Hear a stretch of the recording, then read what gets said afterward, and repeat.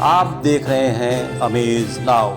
गंगा, यमुना, राप्ती और गोमती के तटवर्ती इलाकों से खबरें आप तक। नमस्कार, सत्य घटना के न्याय के साथ मैं सुगंधा। शुरुआत करते हैं आज की मुख्य घटनाओं से। मदनपुर किशोरी हत्याकांड का पर्दाफाश न होने पर चौहान समाज ने किया प्रदर्शन।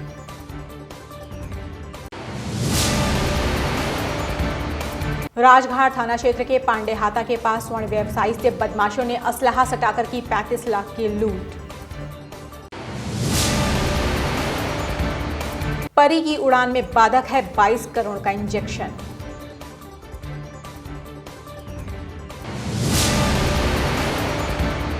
अनुसूचित जनजाति प्रधान के आरक्षण के संबंध में मुख्य सचिव ने की वीडियो कॉन्फ्रेंसिंग।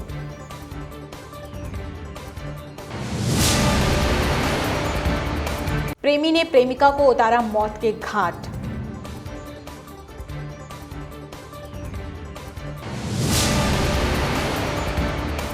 पांच वर्षों से दबंगों द्वारा कब्जा किया बारात घर हुआ मुक्त। अब सत्य घटना विस्तार। मदनपुर थाना क्षेत्र के गांव में हुई किशोरी की हत्या का मामला तूल पकड़ने लगा है। सोमवार को चौहान समाज के सैकड़ों लोग सड़क पर उतर गए और पुलिस प्रशासन के खिलाफ प्रदर्शन किया। साथ ही मांगों को लेकर एसडीएम सौरभ सिंह को पत्रक सौंपा।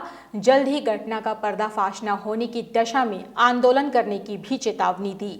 सुभाष चौक पर प्रदर्शन करते हुए पुलिस प्रशासन कलेक्ट्रेट गेट को बंद कर दिया और अंदर जाने से रोक दिया। लोगों का कहना था कि 17 फरवरी को किशोरी गायब हो गई थी, लेकिन पुलिस ने कोई कार्रवाई नहीं की और फिर उसकी हत्या की गई है।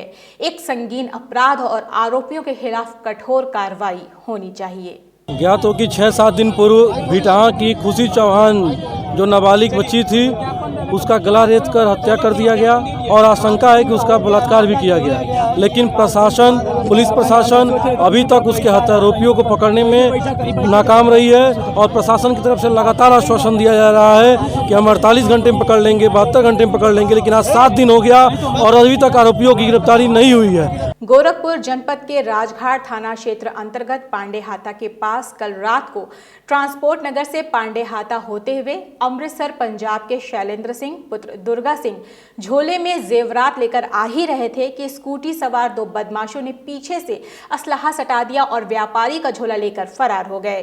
पीड़ित ने घटना की सूचना सोनार कारोबारियों को दिया और अपनी आपबीती बताई। क्या घटना हुई आपके साथ? वो छीन के ले गया सामान। कौन सा सामान था? वही नथनी कील वाली।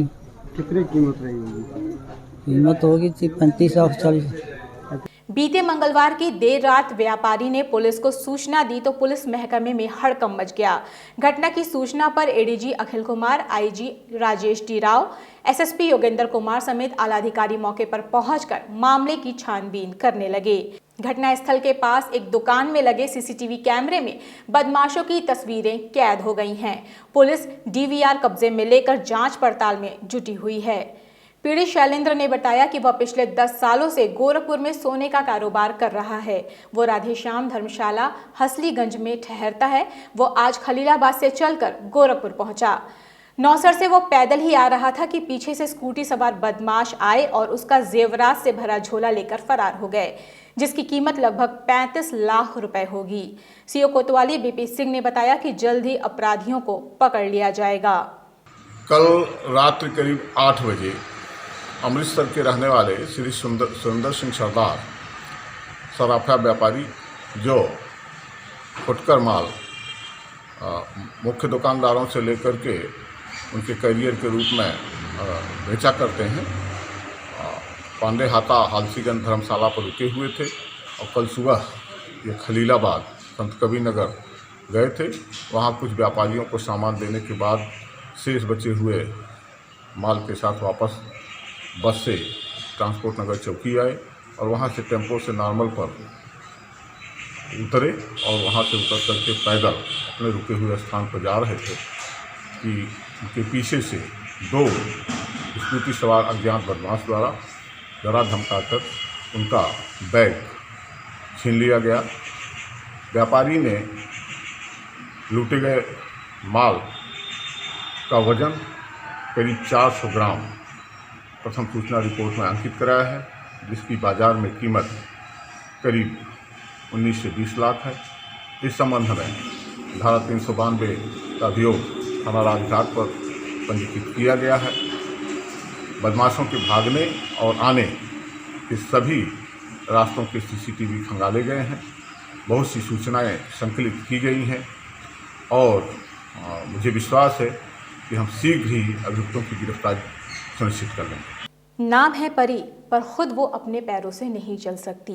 ये मजबूर मासूम 6 साल की नन्ही परी है और इसकी उड़ान में बाधक है 22 करोड़ का इंजेक्शन।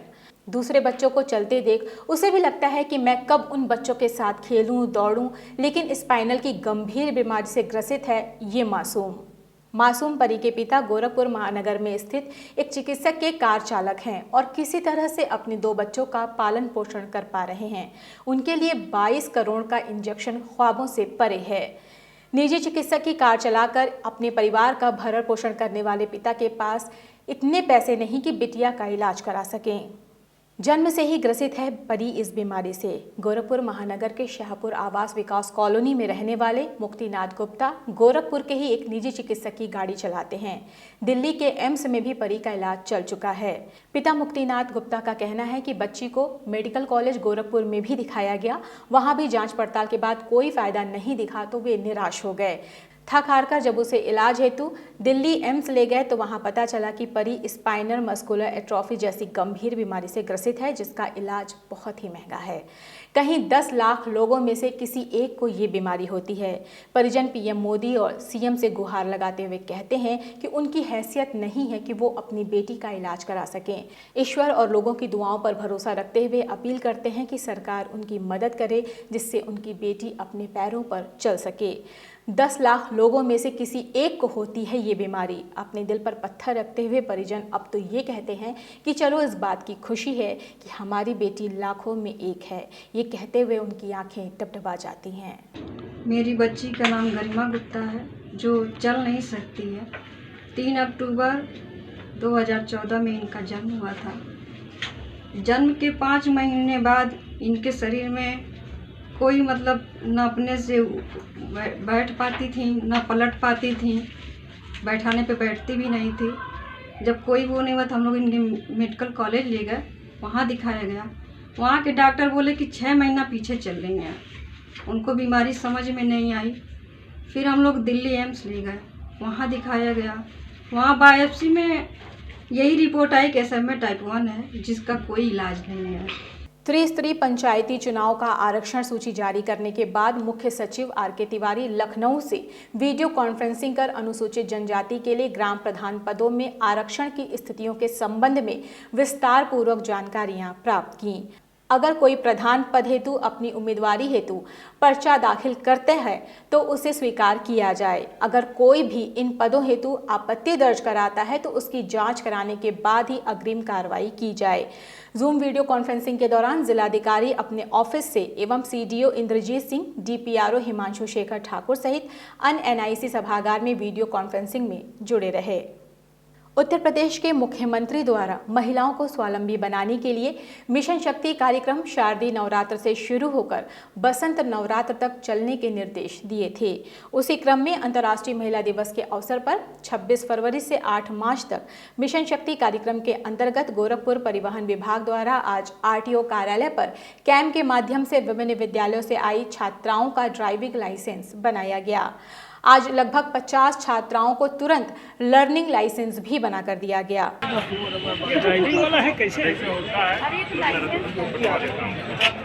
मीडिया से बात करते हुए संभागीय परिवहन अधिकारी अनीता सिंह ने बताया कि महिलाओं को स्वावलंबी बनाने के लिए उनकी झिझक को दूर करने के लिए शिविर का आयोजन किया गया है।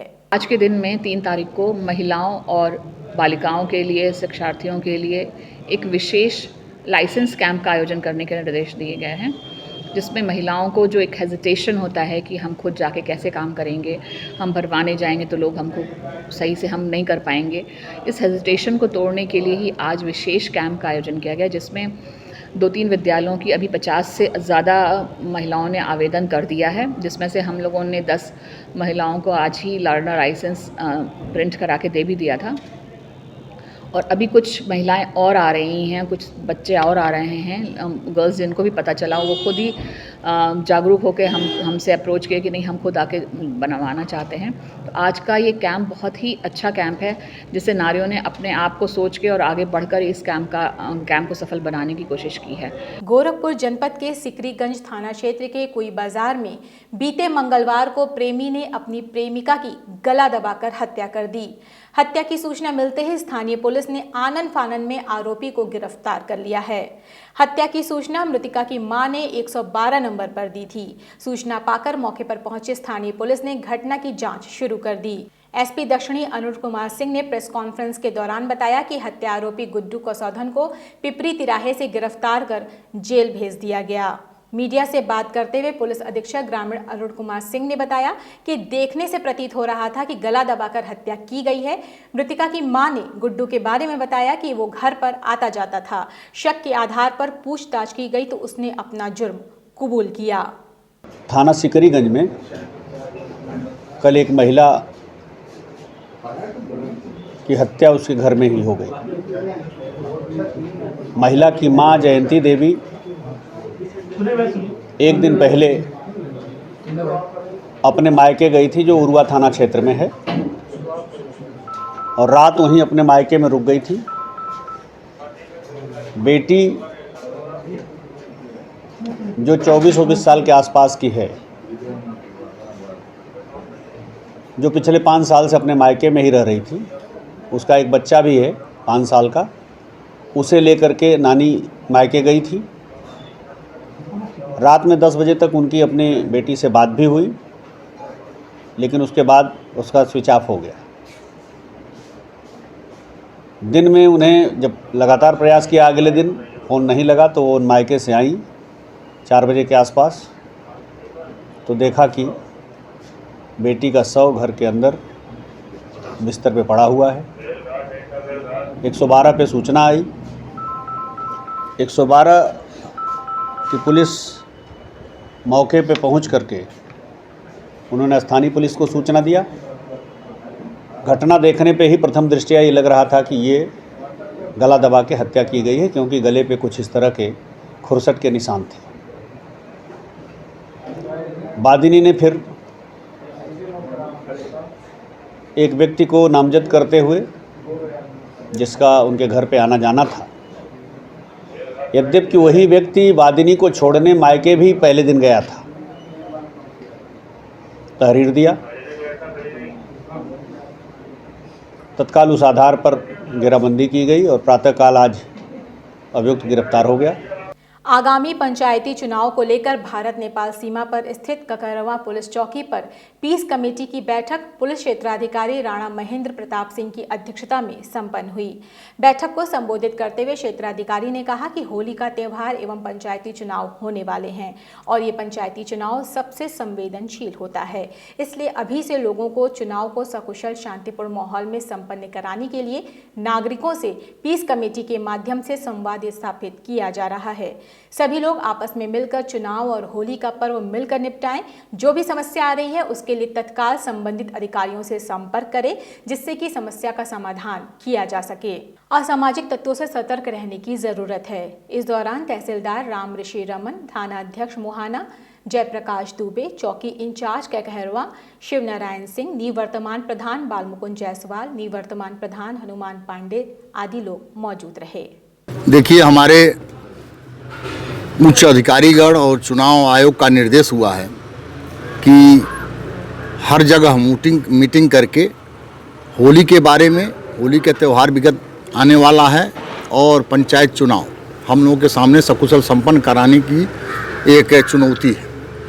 सदर तहसील के चिलुआताल थाना क्षेत्र के मजनू चौकी अंतर्गत जंगलकौड़िया ब्लॉक के ग्राम व पोस्ट मीरपुर के ग्राम सभा में 10 वर्ष पहले सांसद निधि द्वारा ग्रामीणों के मांगलिक कार्यक्रम हेतु बारात घर का निर्माण कराया गया था।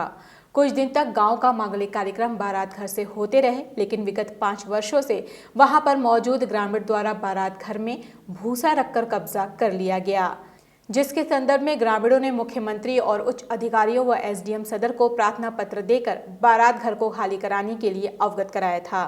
तहसीलदार सदर डॉक्टर संजीव दीक्षित के रिपोर्ट पर अवैध तरीके से कब्जा किए हुए बारात घर को क्षेत्रीय लेखपाल कानूनगो व स्थानीय पुलिस की मदद से खाली कराया गया। 10 वर्षों से बने प्राथमिक उप स्वास्थ्य केंद्र जहां पर जाने के लिए कोई रास्ता नहीं था। मीरपुर के जयप्रकाश सिंह की दरियादिली देखने को मिली, जो पेशे से टेम्पो ड्राइवर हैं। उन्होंने अपनी खुद की जमीन 10 कड़ी का रास्ता प्राथमिक उप स्वास्थ्य केंद्र पर जाने को दिया, जिसकी कीमत लगभग 3 लाख रुपए है।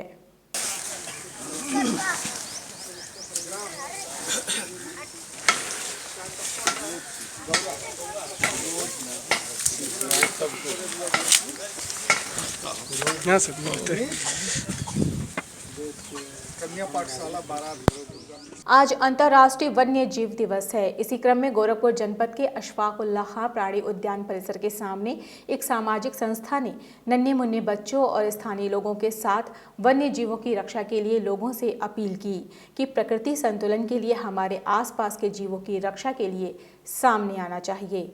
मीडिया से बात करते हुए संस्था के सेक्रेटरी अमृता राव ने बताया कि वन्य जीव आज के परिप्रेक्ष्य में आय का साधन बन चुके हैं। अब वो दिन दूर नहीं जब वो निशब्द जीव जंतु कागज के पन्नों पर सिमट कर ही रह जाएंगे। आज अंतर्राष्ट्रीय वन्य दिवस पे पहले तो हम सभी लोगों को बहुत बहुत बधाई देना चाहेंगे। अंतर्राष्ट्रीय वन्य दिवस पे भी देखिए कि आज हम लोग आज चिड़ियाघर के सामने खड़े हैं, जो हमारा न्यू जू स्टार्ट हुआ है गोरखपुर में। अभी तो यहाँ अंदर किसी का अलाउ नहीं है जाने का। हम लोग भी अभी मीडिया आप लोग भी जाने को देखिए अनुमति नहीं मिली है। बाकी आज के डेट में जो आप जो देख ही रहे हैं कि वन्य जीव जंतुओं के प्रति लोगों के प्रति अवेयरनेस नाम की चीज़ ख़त्म हो गई है। लोग काफ़ी ज़्यादा जीव हमारे हैं इधर उधर भटक रहे हैं, जंगलों को काटा जा रहा है, ठीक है। तो जीव जंतु जो है कि आज उनके लिए रहने का भी स्थान नहीं है। अगर जो बहुत दूर दराज अगर जो कोई देखिए आज की डेट में आज हम लोग एनिमल्स डे पे हैं तो आए हुए हैं, तो आज हम लोग के सामने जो है पम्पलेट लेके आए हुए हैं, जो एक पेपर्स के रूप में हम लोगों ने एनिमल्स का एक चित्र निकाला हुआ है, जो सारे एनिमल्स को, क्योंकि आज की डेट में अगर जो आप जाना चाहें तो बहुत दूर किसी चिड़ियाघर में जाएंगे तभी आप पॉसिबल है कि आप देख पाएँ। तो इसीलिए लोगों से हमारी अपील है कि सभी लोग जीव जंतु के प्रति थोड़ा सा अपना आभार करते हुए रख रखाव करें, अपने आसपास के जीव जंतुओं के प्रति प्रेम सद्भावना रखें कि कम से कम लोगों के प्रति जो जीव जंतु के प्रति जो प्रेम ख़त्म हो गई है उसको हम चाहेंगे कि लोग अभी भी बरकरार रखें। भारतीय ज्ञानपीठ पुरस्कार से सम्मानित प्रमुख पूर्वाधुनिक शायरों में विख्यात फिराक गोरखपुरी, जिन्होंने आधुनिक उर्दू गज़ल के लिए नई राह बनाई और अपने गहरे आलोचनात्मक विचारों के लिए जाने जाते रहे थे, आज गोरखपुर जनपद में कैंट चौक पर स्थित उनकी प्रतिमा पर माल्यार्पण कर उनकी 40वीं पुण्यतिथि मनाई गई। मीडिया से बात करते हुए स्थानीय पार्षद अजय राय ने बताया कि आज फिराक गोरखपुरी की पुण्यतिथि हम लोगों ने मनाई। उन्होंने अपने गज़लों के माध्यम से गोरखपुर का नाम रोशन किया था। आज हमारे मशहूर फिराक गोरखपुरी जी की पुण्यतिथि थी, तो उसी अवसर पर हम लोग ने माल्यार्पण करके उनको याद किया है और फिराक गोरखपुरी जी को याद करके ये मनाया गया कि उनकी पुण्यतिथि 1982 3 मार्च 1982 को उनका देहांत हुआ था। तो आज 3 मार्च है, तो आज ही के दिन उनकी पुण्यतिथि मना के उनको याद किया गया। सत्य घटना के आज के इस संग में बस इतना ही। तेज सटीक और ताज़ी घटनाओं को जानने के लिए जुड़े रहें अमेज नाउ के फेसबुक पेज, यूट्यूब चैनल और वेब पोर्टल से। इस संग में बस इतना ही। अगले अंक में आपसे फिर से मुलाकात होगी, तब तक के लिए हमें दीजिए इजाज़त। नमस्कार। आप देख रहे हैं अमेज नाउ। गंगा, यमुना, राप्ती और गोमती के तटवर्ती इलाकों से खबरें आप तक।